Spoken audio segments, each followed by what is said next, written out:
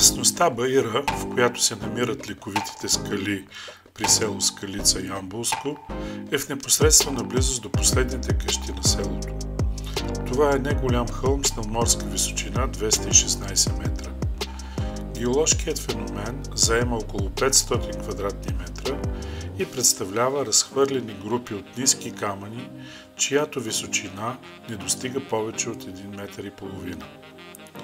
Ликовитите скали на вид и по геоложки строеж са много стари. Според учените те имат вулканичен състав. Вулканът е изригнал и разпръснал на голяма височина определени късове.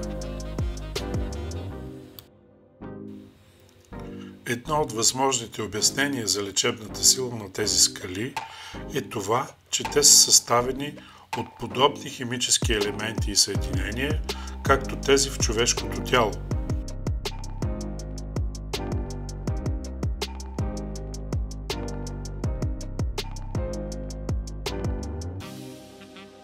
В тях се съдържат както оксиди, съединени с кислород, алуминий, фосфор, калций, сяра, желязо, силиций, калий, титан, магнезий, манган, натрий, водород и вода.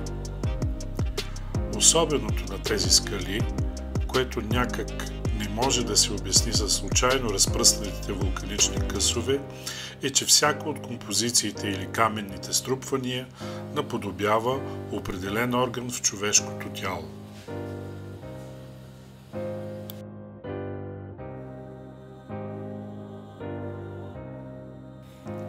Гръбнакът, който се лекува в легнало положение на бабиното коритце, както наричат това струпване, е заобиколен с отделни ставни връзки и нервни окончания. В близост е мегалитът, наподобяващ стол, там са разположени червата, 12-пръстникът и стомахът.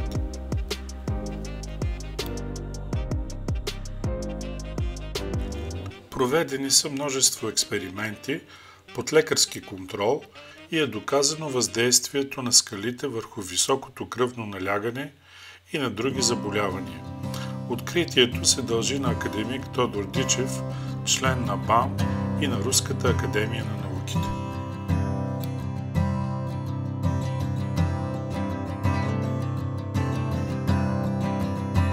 На това място трябва да се ходи 2 часа след изгрев слънце и 2 часа преди залез. Не е желателно хора с ниско кръвно да се подлагат на въздействието на тази скала.